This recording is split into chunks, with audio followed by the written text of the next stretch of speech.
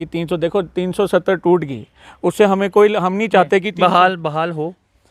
देखो आम आदमी पार्टी चाहती है बहाल हो। मैं आपको ये बताता हूँ कि 370 जो चीज़ चलेगी वो चीज़ चलेगी। अब जो कानून तोड़ दिया सरकार ने उसको तोड़ दिया। कश्मीर की पार्टी, लोगों को क्या प्रॉब्लम्स आ रही हैं, लोगों का काम हो रहा है नहीं हो रहा है, ग्राउंड रियलिटी क्या है, उनसे इनको कोई फ़र्क नहीं पड़ता। इनको सिर्फ बहुमत चाहिए, चीफ मिनिस्टर अपना चाहिए।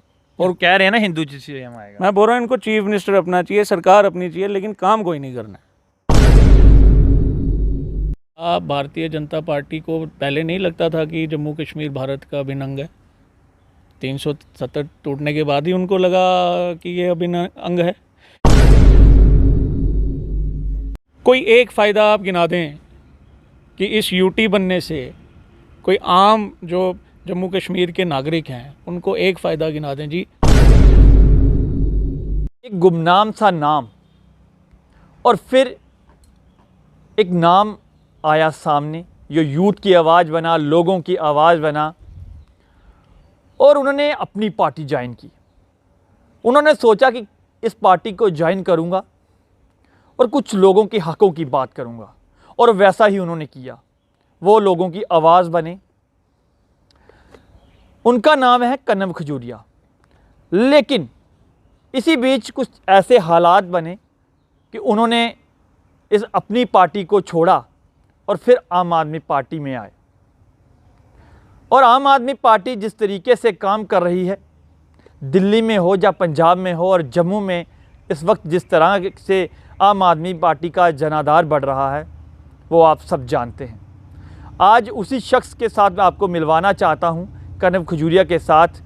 आखिर उन्होंने अपनी पार्टी क्यों छोड़ी और आम आदमी पार्टी में शामिल हुए, पहला तो यही उनसे सवाल होगा। और उसके बाद जम्मू कश्मीर में जिस तरीके से मुद्दे उभर के सामने आए हैं उन पर भी बात होगी। तो आइए मिलवाते हैं कनव खजूरिया के साथ। खजूरिया जी, आपका बहुत स्वागत है। धन्यवाद जी। कनव जी, पहले तो ये बताएं कि आपने अपनी पार्टी क्यों छोड़ी, क्योंकि आपने वहाँ पे भी बड़ा काम किया, और फिर आम आदमी पार्टी में शामिल हुए।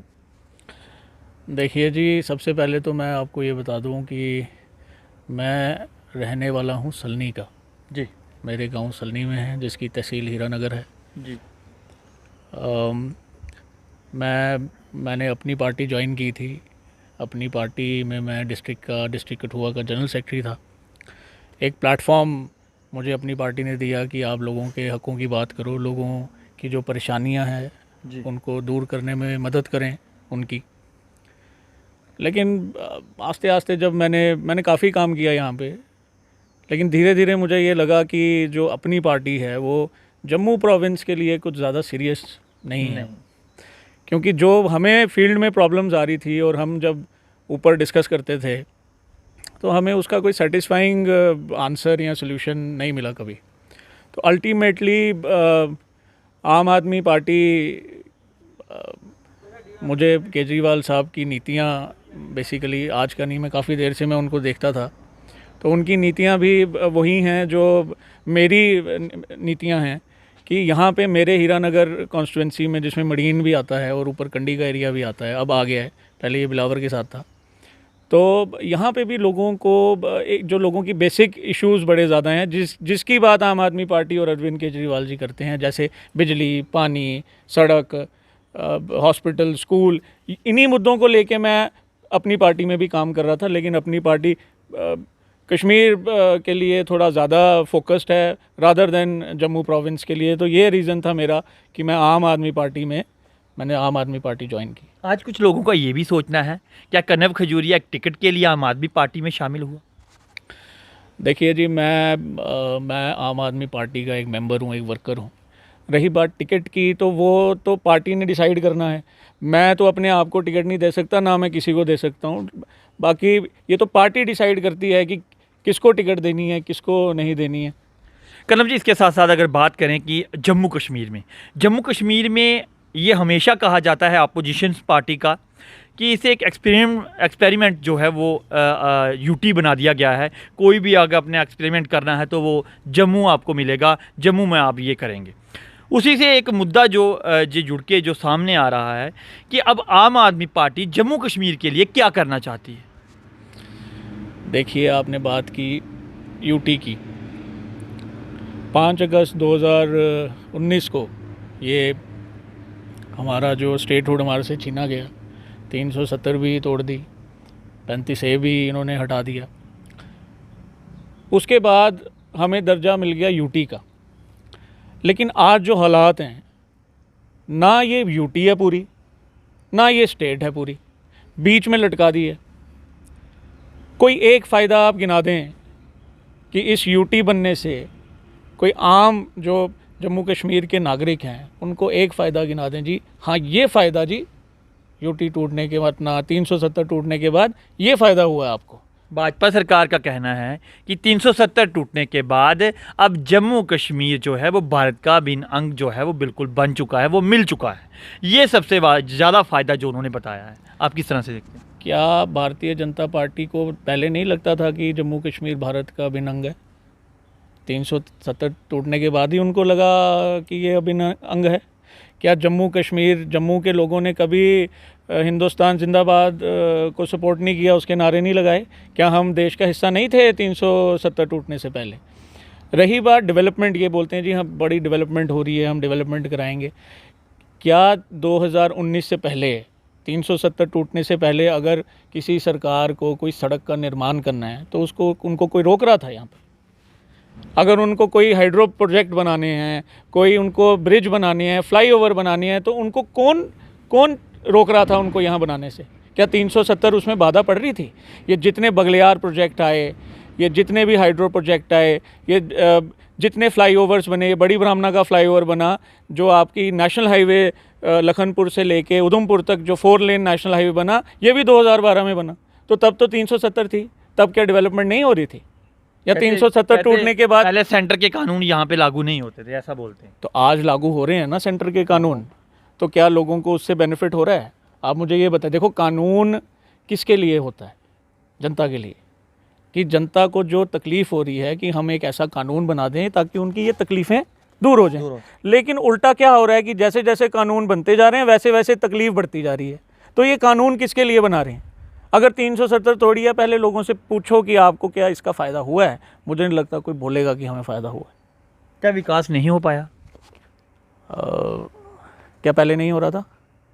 क्या ये 4 लेन, ये हाइड्रो प्रोजेक्ट्स, ये जितने, ये अब मैं आपको एक चीज़ बताता हूँ। 2013 में किश्तवाड़, अपना डोडा डिस्ट्रिक्ट का एक इलाका है ध्रबशाला, ठाठरी के आगे, वहाँ पे लार्सन एंड टुब्रो का एक हाइड्रो प्रोजेक्ट, रटले हाइड्रो प्रोजेक्ट, उसका शिलान्यास किया उधर तब की सरकार ने। शिलान्यास का 890 मेगावाट का था। शिलान्यास करके वो प्रोजेक्ट चलाया, जीवीके ने वो प्रोजेक्ट लिया, बूट प्रोजेक्ट था, बिल्ट ऑपरेट ट्रांसफ़र। एलएनटी को वो सबलेट किया, एलएनटी उस पर काम, 1.5 साल एलएनटी ने उस प्रोजेक्ट पे काम किया। उसके बाद सरकार चेंज हुई और वो प्रोजेक्ट बंद हो गया 2014 में। और उसके बाद अभी प्रधानमंत्री जी आए थे और उसका दोबारा से शिलान्यास करके। तो ये 7-8 साल किसने ये प्रोजेक्ट रोका? का भी कहा, एक टनल की भी बात थी कि उसका भी फिर से शिलान्यास। ये आप मुझे ये बताएं कि ये प्रोजेक्ट्स कब शुरू हुए थे? जो रियासी का ये जो आर्क ब्रिज वाला प्रोजेक्ट है, ये 2012 में शुरू हुआ था। ये प्रोजेक्ट 2012 में शुरू हुआ था, तब तो 370 थी ना। ये जो काजीकुंड तक रेल पहुंची, क्या तब 370 नहीं टूटी थी? देखो, मुद्दा ये नहीं है कि 370 टूट गई, उससे हमें कोई, हम नहीं चाहते कि बहाल हो। देखो, आम आदमी पार्टी चाहती है बहाल हो। मैं आपको ये बताता हूँ कि 370 जो चीज़ चलेगी वो चीज़ चलेगी। अब जो कानून तोड़ दिया सरकार ने, उसको तोड़ दिया। कश्मीर की पार्टियां ये कह रही हैं कि हम बहाल करेंगे। देखो, अब ये वो उनको भी पता है कि ये बहाल नहीं हो सकता। हमारा भी इसमें यही स्टैंड है कि हम नहीं चाहते हैं कि ये बहाल हो, लेकिन जो पब्लिक के हक़ के लिए, लोगों के हक़ के लिए अगर उनको नया कोई कुछ सिस्टम बनाना पड़े तो वो सिस्टम बनाए। कोई 370 कोई 371 भी है एक, जो हिमाचल में है, 371 भी है, नॉर्थ ईस्ट में भी है। उनके भी होता क्या कि उनका कल्चर, उनके हक़, उनके जो कम्युनिटी लॉ होते हैं वो थोड़े से सेफ़ रहते हैं।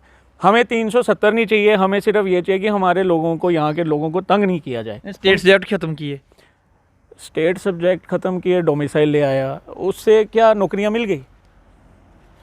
स्टेट सब्जेक्ट से मिल रही थी ना, पहले तो मिल रही थी। हमने सुना होगा कि अभी 8,000 वैकेंसी निकली, 4th क्लास की निकली है, और कई सारी वैकेंसीज निकल रही हैं। अच्छी बात है, निकल रही हैं तो।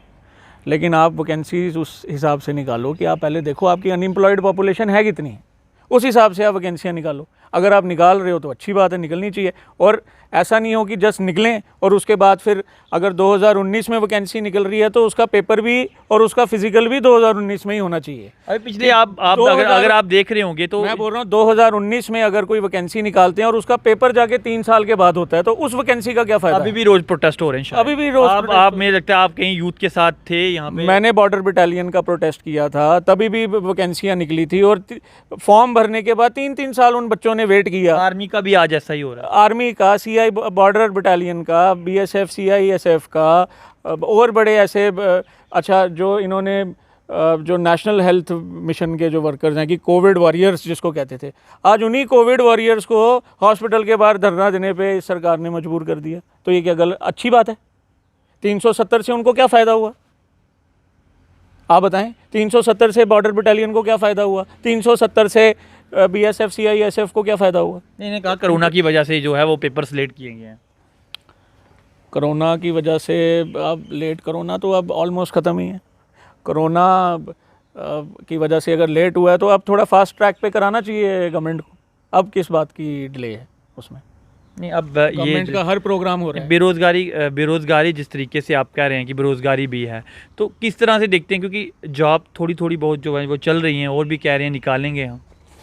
देखिए हम ये चाहते हैं कि एक स्ट्रीमलाइंड वे में अगर हर साल गवर्नमेंट जो जॉब करता है वो रिटायर हो रहा है तो हर साल नौकरियां निकलनी चाहिए, हर डिपार्टमेंट में निकलनी चाहिए। पहली बात तो गवर्नमेंट को एक डाटा निकालना चाहिए कि हमारे पास इतनी वैकेंसीज़ हैं, 1 लाख वैकेंसीज़ हैं या 20,000 वैकेंसीज़ हैं या 4 लाख वैकेंसी, पहले तो वो डाटा निकालें और उस डाटा में स्पेसिफाई करें कि किस डिपार्टमेंट में कितनी वैकेंसी है और कब से वैकेंसी है। तो व्हाट इज़ द रीज़न कि ये जॉब्स नहीं निकाल रहे, पहले तो वो पता चल जाएगा। जैसे मोदी गवर्नमेंट कहती है कि हम एक ऐसी गवर्नमेंट हैं कि जिससे जो एक ट्रांसपेरेंट तरीके से हम सरकार चलाते हैं, तो ट्रांसपेरेंट तरीके से ही बताना चाहिए हमें कि वैकेंसियाँ कितनी हैं और किस डिपार्टमेंट में कितनी वैकेंसी हैं, ताकि यूथ गुमराह ना हो, उसको भी पता हो। अच्छा खजूरिया साहब, इसके साथ ये भी बताएं कि जिस तरीके से हम बात करें अब महंगाई की, क्या आम आदमी पार्टी कल से थोड़ी खुश लग रही है कि हाँ जी अब कल से पेट्रोल डीजल के दाम कम हुए, एलपीजी गैस सिलेंडर के दाम कम हुए हैं, बिल्कुल काफ़ी जो है 10 रुपये 9 रुपये 50 पैसे और 6 रुपये फिर 200 रुपया एलपीजी गैस सिलेंडर कम हुआ है, खुश नहीं है कहीं? देखिए कम होने पे तो खुशी होती है जब आम आदमी के हर बंदे के पेट्रोल डीजल तो हर आदमी अपने, एक गरीब आदमी भी अपने स्कूटर पे या मोटरसाइकिल पे भरवाता है, अपने ट्रैक्टर पे भरवाता है, एक अमीर आदमी भी अपनी गाड़ी में भरवाता है, इकॉनमी चलती है उससे आज की डेट में। लेकिन आप मुझे एक बात बताएं कि एक सरकार 2014 में चुन के आई, उनका जो फोकस था, उनके जो नारे थे वो क्या थे कि बहुत हुई महंगाई की मार, कि उनका नारा था कि जो सरकार आपको 35 रुपये लीटर पेट्रोल देगी आप उस सरकार को चुनेंगे, या जो सरकार आपको 70 रुपये लीटर देगी उसको चुनेंगे। तो लोगों ने उनकी बातों पे यकीन किया और उनको सत्ता में लाया। अब आप मुझे एक बात बताएं, क्या 2014 के बाद जो 2014 में रेट्स थे, जैसे पेट्रोल का जो भी रेट होगा, डीजल का, एलपीजी गैस का, खाने पीने के सामान का, हर चीज़ का रेट, क्या 2014 के बाद वो रेट कम हुआ जब ये सरकार आई? नहीं हुआ, बढ़ता ही गया। आप जो सरसों का तेल है, जो एक कुकिंग ऑयल जिसको कहते हैं, वो कुकिंग ऑयल क्या कम हुआ 2014 से? मतलब 2014 का जो रेट था 2015 में वो रेट कम हुआ? नहीं हुआ, वो रेट बढ़ता ही गया। महंगाई तो दिन ब दिन बढ़ेगी ना। लेकिन कोरोना में महंगाई क्यों बढ़ा दी? कोरोना में पिछले 2-2.5 साल में महंगाई ज़्यादा बढ़ी है। ये भी तो दिया, 8 साल हो गए सरकार को और 2-2.5 साल में एकदम से कोरोना के टाइम पे तो उल्टा रिलीफ देना चाहिए था। सर रिलीफ दिया ना, फ्री का। फ्री मैं आपकी बात राशन जो है घर में जो ज़रूरी चीज़ें हैं। देखिए पहले राशन में क्या होता था, आप जब छोटे होंगे अपने माँ बाप से सुनते होंगे कि राशन बीपीएल वालों को, बिलो पॉवर्टी लाइन जो होते हैं, उनको राशन में क्या मिलता था? मिट्टी का तेल भी मिलता था, चीनी भी मिलती थी, वो सब गायब हो गई। सिर्फ सूखा आटा और चावल, ना दाल, ना तेल, ना कुछ। तो ये कौन सा रिलीफ है? और जो बेचारे मिट्टी का तेल उनको मिलता था, आज उनको अगर सिलेंडर दिए उज्ज्वला स्कीम में, फ्री दिए ना, तो फ्री क्या दिए कि आप मुझे एक बात बताएं, आपकी आमदनी है, आप महीने का 5,000 रुपया कमाते हैं, ठीक है, मैं आपको एक गाड़ी गिफ्ट कर देता हूँ, ये लो जी गाड़ी आपकी हुई। अब उस गाड़ी का पेट्रोल आप भराओगे, आपका खर्चा बढ़ गया। उस गाड़ी की सर्विस आप कराओगे, आपका खर्चा बढ़ गया। उस गाड़ी के टायर चेंज कराओगे, आपका खर्चा बढ़ गया। तो ये मैंने आपका भला किया या आपको और डुबाया? इस बात का जवाब दें। अगर उन्होंने सिलेंडर फ्री दिए तो अब भराएगा कौन उन सिलेंडर्स को? लोग ही भराएंगे। तो लोगों की जेब ढीली हुई या और उनकी जेब में पैसा बचा? अब 200 रुपये घटा दिए ना कल के।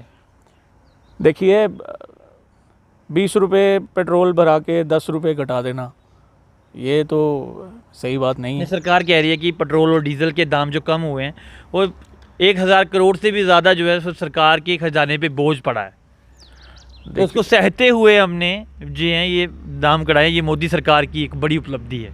देखो, दाम घटाए हैं, इसका हम स्वागत करते हैं, लेकिन सरकार की ट्रेजेडी हमें तो नहीं पता है कि कितना बोझ, ये तो बता रहे हैं वो। क्या आपके पास क्या रियलिटी क्या है कि उस पर बोझ पड़ा है या नहीं पड़ा है? ये तो वो बता रहे हैं ना कि हमारे ऊपर बोझ पड़ा। अब महंगाई कैसे कम होगी? ये पार्टी है आपकी, आम आदमी पार्टी, ये कम करेगी? ये तो देखिए जी, अभी तो हम सरकार में नहीं है, जब आएंगे तो तब आप हमारे से अगर ये सवाल पूछें तो वो ज़्यादा बेहतर है, वहाँ कम है। देखिए, आम आदमी पार्टी अगर कम, हम महंगाई को बढ़ने नहीं दिया हमने कभी। अगर अरविंद केजरीवाल ने अपनी स्टेट में, अगर देखिए कुछ चीज़ें ऐसी होती हैं जैसे पेट्रोल, डीजल, एलपीजी, ये स्टेट के हाथ में नहीं है। हाँ, टैक्स जो एक वैट है जो लगाता है वो स्टेट के हाथ में, otherwise her cheese is controlled by central government. जितना हम कर सकते हैं उतना हम करेंगे, उतना हम कर भी रहे हैं। अब एक्साइज ड्यूटी सेंटर ने कम की है, क्या जहाँ पंजाब और दिल्ली में आपकी सरकार है वहाँ भी आपकी सरकार भी क्या वहाँ पे एक्साइज ड्यूटी कम करेगी? देखिए, एक्साइज ड्यूटी मैं आपको बताता हूँ, देखिए जो चीज़ हमारे कंट्रोल में नहीं है, हम लोगों को कैसे रिलीफ दें? हम लोगों को दूसरे तरीके से रिलीफ दे देते हैं कि अगर महंगाई के कारण आपका खर्चा बढ़ गया है, आपकी किचन का खर्चा बढ़ गया है, आपके रोज़मर्रा की जो आपकी ज़रूरतों का खर्चा बढ़ गया है, तो हम आपको कैसे रिलीफ देते हैं? हम आपको 300 यूनिट जो बिजली आपको फ्री दे देते हैं। उससे क्या होगा कि 300 यूनिट अगर आपके पास बिजली, आप 300 यूनिट का जो भी आप मल्टीप्लाई कर रहे हैं पर यूनिट जो कॉस्ट है, तो कम से कम 800-900 रुपये आपके पास 1,000 रुपये महीने के बचेंगे। तो उस तरह से इनडायरेक्टली हम लोगों को, कुछ लोग ये कह रहे हैं ना कि आम आदमी पार्टी जो फ्री का नारा लेके चली है ये तो देश को डुबो देगी। देखिए, हर चीज़ पे टैक्स है। आपने ये माइक पकड़ा हुआ है, जब आपने ख़रीदा होगा इस पे भी टैक्स दिया होगा। जिस चीज़ से आप ये वीडियो रिकॉर्ड कर रहे हो उस पे भी टैक्स दिया होगा। एक सुई आप ले लो, उस पे भी टैक्स है। आप खाना खाने जाते हो रेस्टोरेंट में, उसमें भी टैक्स है। हर चीज़ पे टैक्स है। अगर आम आदमी पार्टी ये बोलती है कि हम आपको 300 यूनिट बिजली फ्री देंगे, पहली बात तो ये है कि उस 300 यूनिट बिजली की कैटेगरी में कौन आता है? उस कैटेगरी में वो लोग आते हैं जिनके घरों में 2 बल्ब लगे हैं, 2 पंखे लगे हैं। अगर उनकी जेब में महीने का 800-900 रुपया इस महंगाई में बचता है तो इससे किसी को क्यों पेट दर्द हो रही है? पानी पे, अगर पानी कुदरत देती है, अगर हम वो लोगों को फ्री देते हैं तो उससे क्यों पेट दर्द हो रही है? बाकी चीज़ों पे तो टैक्स है ना। आप बाकी जिनके साथ मुकाबला करते हैं हिंदुस्तान का, जी हिंदुस्तान का मुकाबला किसके साथ है? चाइना के साथ है, अमेरिका के साथ है, रशिया के साथ है।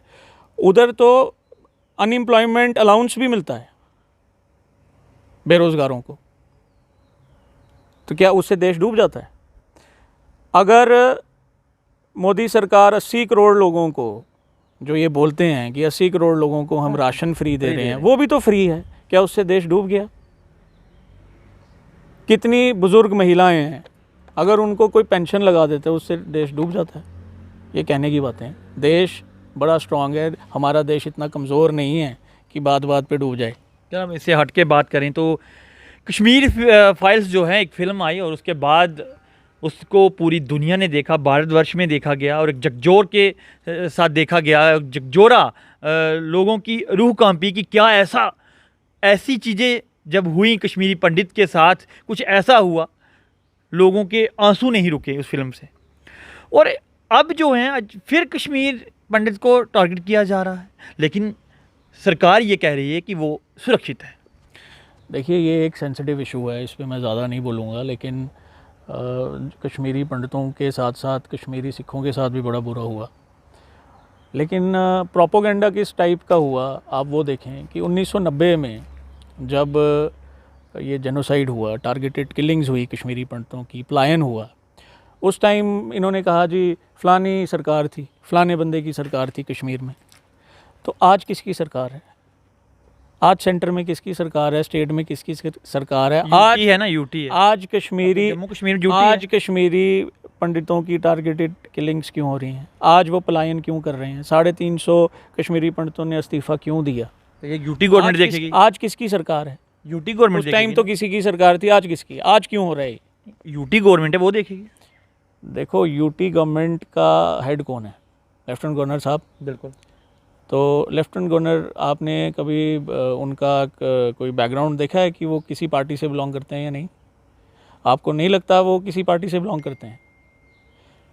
अगर आप उनका अगर आप उनका जैसे जिसको रिज्यूम या कोई बायोडाटा अगर आप उनका देखें, वो भारतीय जनता पार्टी के लोकसभा के मेंबर हैं और रेलवे मंत्री भी रहे हैं 2014 से 2019 के बीच में। तो वो तो भारतीय जनता पार्टी के ही हैं वो, और he is member of Bharatiya Janata party. तो अल्टीमेटली सरकार तो भारतीय जनता पार्टी की है ना, स्टेट में, यूटी में। मगर आप मानते हैं कि जम्मू कश्मीर में भारतीय जनता पार्टी की अगर सही तरीके से इलेक्शन ना हो तो वो उन्हीं की पार्टी है, अभी उनकी सरकार है? देखिए, इलेक्शन कराना तो इलेक्शन कमीशन के हाथ में है, और कहीं ना कहीं सेंट्रल गवर्नमेंट को कॉन्फिडेंस में लेके ही सब कुछ होता है। तो अभी तो यूटी में मुझे लगता है बीजेपी की सरकार है। मुझे लगता है, क्या ये सच्चाई आपको नहीं लगता है? आप कितनी सीटें लोगे? क्या गवर्नर साहब को कौन अपॉइंट करता है? गवर्नर, लेफ्टिनेंट गवर्नर को सेंट्रल गवर्नमेंट में कौन है? बीजेपी। और मैंने आपको भी बता दिया कि अगर आप उनका बायोडाटा देखें, he is the member of Lok Sabha, he was railway minister. आम आदमी पार्टी क्या टारगेट लेके चल रही है? जैसे भाजपा 50+ का नारा दे रही है, आप कितना नारा दोगे? देखिए, भाजपा 50+ का नारा देती है। लोगों से पूछिए, क्या लोग उस नारे को एक्सेप्ट करते हैं? पहले तो ये पूछें। आपने लोगों का क्या, लोग आपके गवर्नेंस से खुश हैं? नहीं, वो प्लस का दे रहे हैं, आप कितना दोगे? सुनो ना, मैं उसी पे आ रहा हूँ। वो 50+ का नारा देते हैं, क्या जितना काम उन्होंने जम्मू कश्मीर में किया, क्या लोग उनसे खुश हैं जो ये नारा दे रहे हैं? हर बंदा दुखी है। तो पहली बात तो ये नारा, ये भी एक नारा ही है, जुमला, ये भी एक नारा ही है। 50 यहाँ तो किसी ने काम किया हो ना, अच्छा काम किया और लोग खुश हों, बंदा बोले भाई हम इस बारी अच्छी सीट्स निकाल लेंगे, और काम कोई करना नहीं, काम इनसे कोई हुआ नहीं, लेकिन एक्सपेक्ट करते हैं कि हमें बहुमत मिले, हमें 50, मतलब फिर इनका पूरा फोकस इलेक्शन पे ही है। लोगों को क्या प्रॉब्लम्स आ रही हैं, लोगों का काम हो रहा है नहीं हो रहा है, ग्राउंड रियलिटी क्या है, उनसे इनको कोई फ़र्क नहीं पड़ता। इनको सिर्फ बहुमत चाहिए, चीफ मिनिस्टर अपना चाहिए। और कह रहे हैं ना हिंदू सीएम आएगा। मैं बोल रहा हूँ इनको चीफ मिनिस्टर अपना चाहिए, सरकार अपनी चाहिए, लेकिन काम कोई नहीं करना है। How it is possible? This is not possible. नहीं, आप कितना टारगेट? अल्टीमेटली वोट लोगों ने देना है। आपका कितना टारगेट है? बीजेपी ने खुद को वोट नहीं देना, लोगों ने उनको। सर, आपका कितने टारगेट है? आप आम आदमी पार्टी कितना टारगेट लेके चल रही है? हम एक ही टारगेट लेके चल रहे हैं कि हमने जो लोगों को तकलीफ़ें हुई हैं पिछले इतने सालों में जम्मू कश्मीर में, हमने उन तकलीफ़ों को दूर करना है। रही बात टारगेट की, तो लोग डिसाइड करेंगे, ये जनता सरकार बनाती है, हम तो खुद अपने आप को नहीं सिलेक्ट करते हैं, जनता हमें सिलेक्ट करेगी। अगर जनता को लगेगा कि हमने दिल्ली में काम किया है, पंजाब में हम काम कर रहे हैं, तो जनता डेफिनेटली हमें जम्मू कश्मीर में भी अच्छी सीटें नहीं, जैसे दिल्ली में केजरीवाल साहब ने किया है, जैसे पंजाब में अभी हो रहा है, तो क्या जम्मू कश्मीर में भी वही चीज़ें जो जम्मू कश्मीर में भी की जाएंगी? देखिए, पंजाब में अभी नई सरकार बनी है, 1.5 महीना हुआ है, और 1.5 महीने के अंदर अंदर इन्होंने 26,000 नौकरियाँ, वैकेंसियाँ निकाली। उसके बाद 35,000 डेली वेजर्स को इन्होंने बहाल किया, परमानेंट किया। अब आप देखें जम्मू कश्मीर में क्या इश्यूज़ हैं, ऑलमोस्ट यही इश्यूज़ हैं। जम्मू कश्मीर में बेरोज़गारी का इशू है सबसे ज़्यादा इस टाइम। नंबर 1 जो है वो यूथ हमारा बेरोज़गार है, एक तो वो इशू है। और पंजाब गवर्नमेंट ने भी सबसे पहले यूथ के बारे में सोचा। दूसरा जो मेन इशू है डेली वेजर्स का, यहाँ पे डेली वेजर्स जो हैं बेचारे 24-24 घंटे की ड्यूटियाँ करते हैं और पैसे उनको कुछ मिलते नहीं, और इतनी महंगाई कर दी हुई है। और वहाँ पे भी इन्होंने डेली वेजर्स को पक्का किया, मतलब कहीं ना कहीं जो इश्यूज़ वहाँ पे हैं वही इश्यूज़ यहाँ पे हैं। तो ये चीज़ लोगों को दिख रही है, लोगों को दिख रहा है कि क्या हो रहा है, क्या काम हो रहा है। आप जम्मू में काम कर रहे हैं, कश्मीर में नहीं दिख रहा। कश्मीर को किस तरीके से लेके चल रहे हैं, वहाँ की किस तरह से जनाधार बढ़ रहा है? वहाँ पे तो नाम नहीं है आम आदमी पार्टी का। ये तो आने वाला समय बताएगा और मेरे सीनियर्स बताएंगे कि कश्मीर के लिए उनकी क्या पॉलिसीज़ हैं, क्या स्ट्रैटेजीज़ हैं, वो तो वही बता सकते हैं। लेकिन जनाधार तो ये मैं आपको बताता हूँ, क्योंकि हम ज़मीन से जुड़े हुए लोग हैं, हमारे भी जान पहचान के लोग हर जगह हैं। तो हमें जो सुनने में मिलता है कि इस टाइम आम आदमी पार्टी को लोगों की काफ़ी सपोर्ट मिल रही है। और सपोर्ट का रीज़न एक ही है, सपोर्ट का रीज़न ये है कि जो बीजेपी ने इतने सालों में लोगों के काम नहीं किए, लोगों को अपने तानाशाही से विश्वास ख़त्म हो रहा है। हर बंदे ने बीजेपी को 2014 में सपोर्ट किया था, लेकिन जितने जितने नारे थे उनके, जो उनकी चीज़ें थी, वो आज तक वो इम्प्लीमेंट नहीं कर पाए हैं। उन्होंने बेरोज़गारी पे बोला, महंगाई पे बोला, काले धन पे बोला, ब्लैक मनी पे बोला, यही नारे थे, यही उनके इसी मुद्दे पे वोट मांगा था। और आज 8 साल के बाद ये सारे मुद्दे ख़त्म हो गए। तो लोगों को ये दिख रहा है कि ये इन्होंने हमारे साथ विश्वासघात किया है। तो वो सपोर्ट जो है वो हमें उस हिसाब से हमें लोग सपोर्ट कर रहे हैं। अभी आम आदमी पार्टी में एक नाम आया कन्नव खजूरिया का, अगर वो हीरानगर का है तो वो किस तरह से लोगों के साथ है और किस तरह से हीरानगर में जो परेशानियां लोग झेल रहे हैं वो उनके साथ खड़ा है? देखिए, हीरानगर में दो इलाके पड़ते हैं। हीरानगर कौन, जो अभी रिसेंटली डिलिमिटेशन की जो रिपोर्ट आई है, जो फाइनल ड्राफ्ट आया, उसके हिसाब से एक तो कंडी का इलाका पड़ गया यहाँ पे, और बॉर्डर का इलाका पड़ गया। बॉर्डर के इलाके की अलग समस्याएं हैं और कंडी क्षेत्र की अलग समस्याएं। यहाँ पे पानी का बहुत इशू है, और आज तक किसी ने, बड़ी सरकारें आई, कांग्रेस की भी आई, बीजेपी की भी आई, लेकिन किसी ने कंडी के पानी का इशू कभी सॉल्व नहीं किया। बॉर्डर पे अगर आप चले जाएं, बॉर्डर के अपने इश्यूज़ हैं। एक तो वो बॉर्डर के पास है, इंटरनेशनल बॉर्डर के पास है, एक तो उनको ख़तरा, जो बमबारी का ख़तरा अलग है उनको। दूसरा, जो अब इन्होंने एक तोहफ़ा दिया, वो ज़मीनें जो गर्दौरियाँ इनकी जो कैंसिल कर दी, तो ज़मींदारी लोग हैं वहाँ पे, एक तो इनको वो बड़ा इशू है। दूसरा, बिजली का बड़ा वहाँ पे प्रॉब्लम है, क्योंकि हर खेत में मोटरें लगी हैं, सब कुछ लगा है, उस हिसाब का इंफ्रास्ट्रक्चर नहीं है। उसके लिए आज तक किसी गवर्नमेंट ने, किसी लीडर ने कुछ नहीं किया, एक वो बड़ा इशूज़ है। दूसरा, पानी की बड़ी प्रॉब्लम है। पानी की प्रॉब्लम और बिजली की प्रॉब्लम भी आपस में एक वो मिली जुली प्रॉब्लम है। बिजली होगी तो पानी आएगा, तो बिजली ही नहीं होगी तो पानी कहाँ से आएगा? तो पहले तो बिजली की समस्या है वहाँ की, और ज़मीन उसकी समस्या जो है अलग अलग डिफरेंट है। तो हमारी कोशिश यही है कि इनकी पहले तो बेसिक प्रॉब्लम्स दूर करें। हाँ जी, कन्नव खजूरिया जी, आपने हमसे बात की, बहुत बहुत शुक्रिया जी, थैंक यू। आपने सुन ही लिया कन्नव खजूरिया जी ने क्या कहा। मैंने ये पहले ही आपको शुरू से ही ये कहा था, एक गुमनाम सा चेहरा, और आज यूथ की आवाज़ बन चुका है, लोगों की आवाज़ बन चुका है, हीरानगर के ही रहने वाले हैं। और लोगों के साथ जुड़ना एक बहुत बड़ी बात होती है। और पहले जो मैंने कहा कि अपनी पार्टी के साथ जुड़े थे, इन्होंने कहा कि कश्मीर बेस पार्टी के साथ काम करना बड़ा मुश्किल था। मैंने अपने जम्मू के लोगों की आवाज़ सुननी है, अपने हीरानगर के लोगों की आवाज़ सुननी है, इसलिए उन्होंने आम आदमी पार्टी का दामन थामा और आज आम आदमी पार्टी के लिए काम कर रहे हैं। और जिस तरीके से यहाँ की समस्याएं हैं वो आम लोगों के लिए हैं, और आम आदमी पार्टी ही जो है वो हल कर सकती है। बेरोज़गारी का मुद्दा बताया, महंगाई का मुद्दा बताया, और कई सारे मुद्दों पर चर्चा हुई है। इन्होंने एक बात ये स्पष्ट की है कि हम ये नहीं कहते कि हम सत्ता में आएँ या ना आएँ, लेकिन लोगों के साथ जुड़ना। और आज जिस तरीके से आम आदमी पार्टी का जनाधार बढ़ रहा है, एक तरफ कांग्रेस ख़त्म होती जा रही है और उसकी जगह पे जो आम आदमी पार्टी ने जम्मू में आकर अपना प्रभाव डाला है, कहीं ना कहीं अब ये लगता है कि लोगों को एक उम्मीद की किरण जो है वो मिल चुकी है। क्योंकि लोगों के पास ऑप्शन ही नहीं था, लेकिन ऑप्शन जो है वो अब जो है वो उन्हें मिलने जा रहा है। लेकिन आने वाले समय में देखते हैं कि किस तरह से लोग जो हैं वो आम आदमी पार्टी को चुनती है, जब फिर भारतीय जनता पार्टी है उसको चुनती है। ये तो जो है अब लोगों पर निर्भर करता है। कठुआ स्टार से मुनीश खजूरिया, कैमरामैन पंकज के साथ, धन्यवाद।